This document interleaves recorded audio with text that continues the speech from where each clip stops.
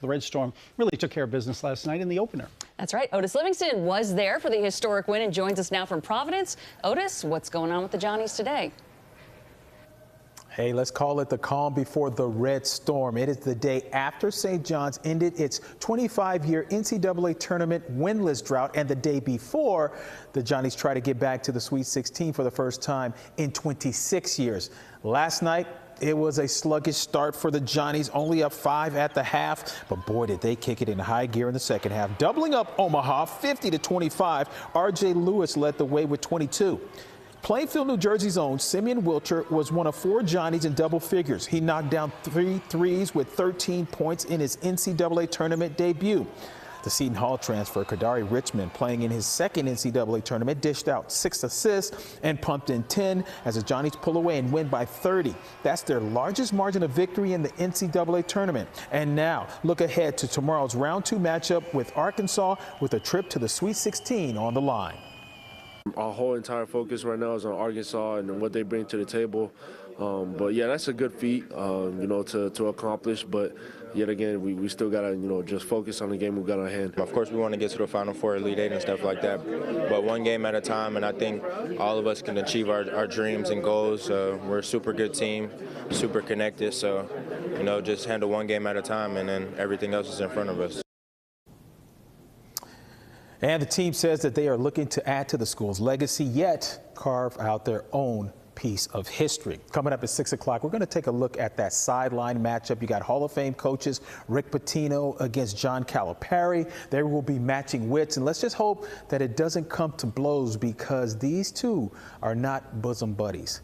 That's coming up at 6 o'clock. But for now, reporting live from Providence at the men's NCAA tournament, I'm Otis Livingston. Dick and Alice, back to you in the studio. They go way back, and it's not always good blood. We shall see. Way back. All right. Thanks, yep, Otis. Exactly. All right. St. John's is looking to take the next step on their road to the Final Four. A win tomorrow will be sweet because they'll earn a trip to the Sweet 16 in San Francisco. But they need to finish business in Providence first. Let's check in with Otis Livingston, who caught up with the team on their off day. That's right, Alice. Number 2 seed St. John's will try to punch its ticket to the Sweet 16 tomorrow night. It'll be a place they haven't been since 26 years ago. They actually went to the Elite Eight that year, just one step away from the Final Four. Now, as we know, the players are going to decide the outcome on the court tomorrow night, but the 2 Hall of Fame head coaches are garnering just as much, if not more, attention than the players. Rick Pitino and Arkansas head coach John Calipari have had an intense rivalry dating back decades. Cal has a 13-10 advantage head-to-head. They've split their 4 NCAA tournament matchups, each winning a Final Four game and then going on to win the title as a head coach at Kentucky. Get this nugget.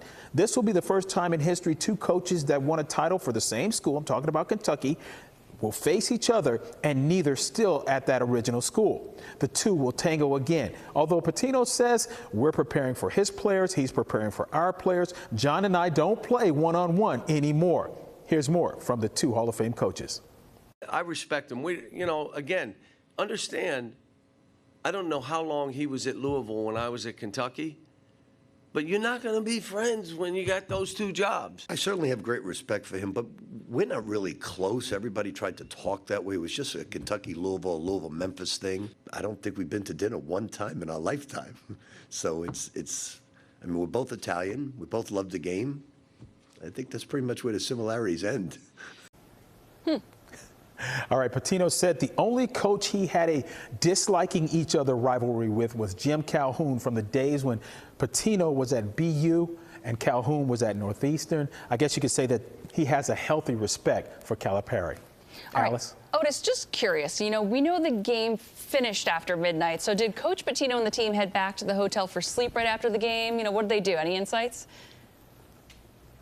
Ooh, good question. Yeah, they did not go right back and get a good night's sleep. They actually got back to the hotel and watched film before they went to sleep and prepare for today's workout. And don't forget, the players are really amped up because that's a big win for a lot of those guys. That was their first NCAA tournament experience. So to get that big win and to move on and a chance for the Sweet 16, they were amped in the hotel room. So they had to try to calm down and go to sleep. Some of the players said they didn't go to bed until like 3, 4 in the morning, but they did have a late workout here in Providence. So I guess, you know, they were able to kind of rest, as you would say. So no toasting just yet. That would be too soon. So thank you, Otis. Appreciate no, not just yet. Yep. And Otis will be following the team up until and after the big game tomorrow.